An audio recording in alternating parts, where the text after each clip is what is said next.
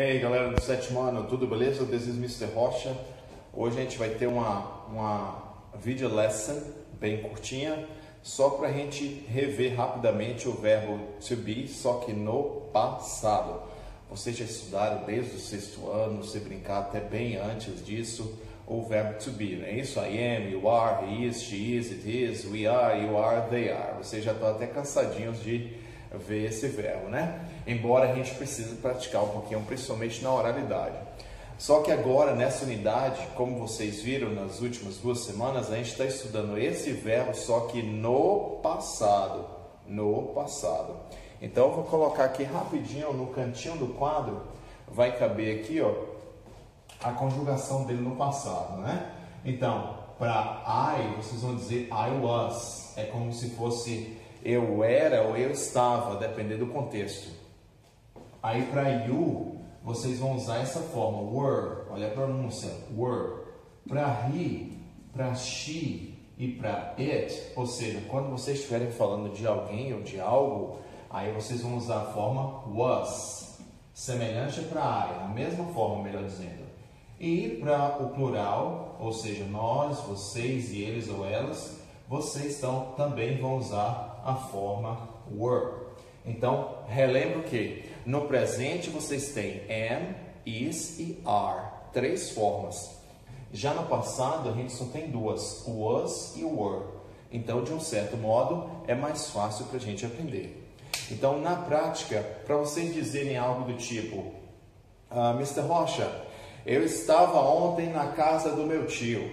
Aí vocês vão usar essa forma aqui. No caso, como é eu, então em inglês vai ficar I. Aí vocês vão dizer o quê? I was at my uncle's. At my uncle's é uma maneira de dizer na casa do meu tio. My uncle é meu tio. At my uncle's, com apóstrofo e S no final. Como vocês podem ver aí na legenda, seria o equivalente a na casa do meu tio. Se eu estivesse na casa do meu primo, aí eu diria I was at my cousin's. I was at my cousin's. Eu estava na casa do meu primo. Para eu perguntar, para eu fazer uma perguntinha com esse verbo, galera, aí o que que já foi explicado? Assim como no presente, quando você faz uma pergunta com o verbo to be no presente, por exemplo, se eu afirmar, eu digo You are my friend. Você é meu amigo. Para eu fazer uma pergunta, eu vou inverter a posição do verbo e colocá-lo antes do sujeito. Vai ficar dessa forma, não é isso? Are you my friend? Isso no presente. No passado é a mesma coisa. Vocês vão inverter a posição do verbo, vão colocá-lo antes do sujeito. Então, por exemplo, você estava em casa ontem? Eu perguntaria dessa forma. Were you? Ou seja, vou inverter a posição do were e colocá-lo antes do you. Vai ficar igual na legenda aqui, ó. Were you at home yesterday? Were you at home yesterday? Were you? Aí na hora de vocês responderem, vocês podem dizer Yes, I was, caso afirmativo, ou No, I wasn't, caso vocês não estivessem ou não estavam em casa. No caso é isso. Então, beleza, galera? Então vamos aqui ao quadro.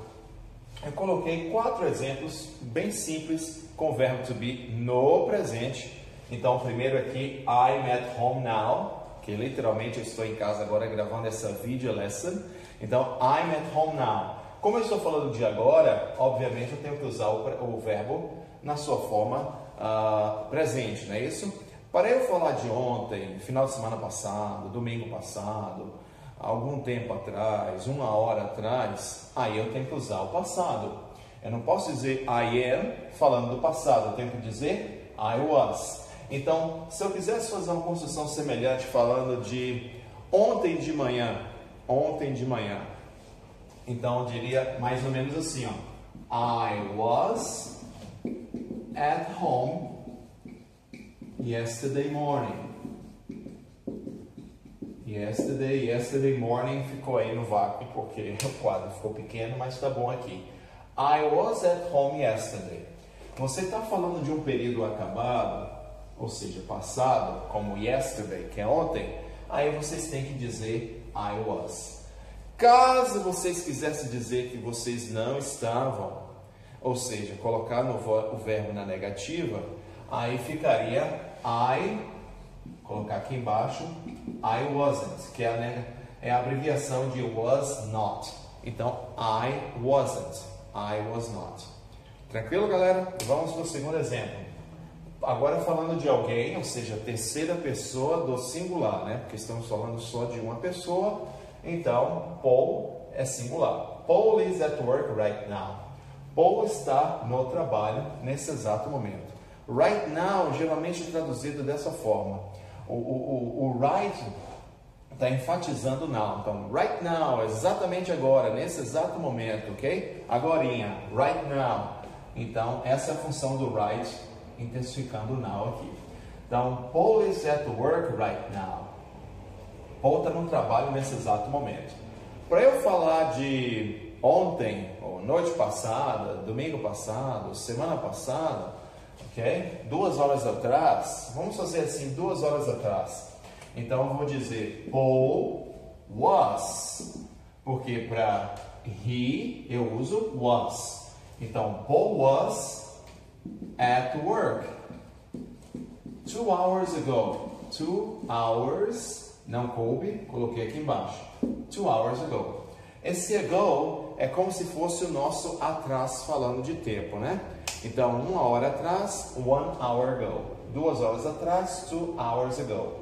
1 minuto atrás, 1 minute ago. 1 dia atrás, 1 day ago. E assim por diante. Beleza, galera? Então, Paul was at work 2 hours ago. 2 horas atrás. Vamos lá, falando de Joana. Se é Paul was, para Joana também vai ser was, porque é he, she e it was. Então, vamos lá. Joana is sick in bed. Então, Joana está doente, acamada, né? Vamos dizer assim. Joana is sick in bed, ou in bed sick. Sick in bed, ou in bed sick. Para colocar no passado, eu vou dizer Joana was, ok? Sick last week. Ou seja, ela estava doente semana passada, last week. Toda vez que vocês quiserem dizer algo do tipo noite passada, semana passada, final de semana passado, domingo passado, aí é só colocar essa palavrinha, last. Vamos lá? Noite passada, last night. Semana passada, last week. Final de semana passado, last weekend. Domingo passado, last Sunday. E assim por diante. Beleza, galera? E o último aqui, the kids are at their grandmothers. Essa é uma construção semelhante à primeira que eu fiz sobre na casa do meu tio, at my uncle's. Se na casa do meu tio é at my uncle's, para eu dizer na casa da minha avó, vai ser at my grandmother's. At my grandmother's. Na casa do meu avô, at my grandfather's. Na casa do meu pai, at my father's. Na casa da minha mãe, at my mother's. E assim por diante. Então vamos lá. As crianças estão na casa da avó. Na casa da avó delas, né? The kids are at their grandmother's. Para eu falar de ontem, domingo passado, final de semana passado, aí eu vou dizer o que? The kids, se eu estiver falando deles, né? Que é o que? Terceira pessoa, só que no plural. Aí eu vou dizer were. The kids were at their grandmothers. Last Sunday. Last Sunday. Last Sunday ficou no vácuo. Domingo passado. Beleza, galera? Vou fazer uma sombra, nem que a iluminação hoje está precária aqui. Peço desculpas a todos, porque aqui está um estúdio improvisado com iluminação totalmente inadequada para vídeo, galera. E hoje está nublado aqui em Curitiba. Então, the kids are at their grandmothers. Então, no passado ficaria the kids were at their grandmothers. Porque a gente usa were para they. Terceira pessoa do plural.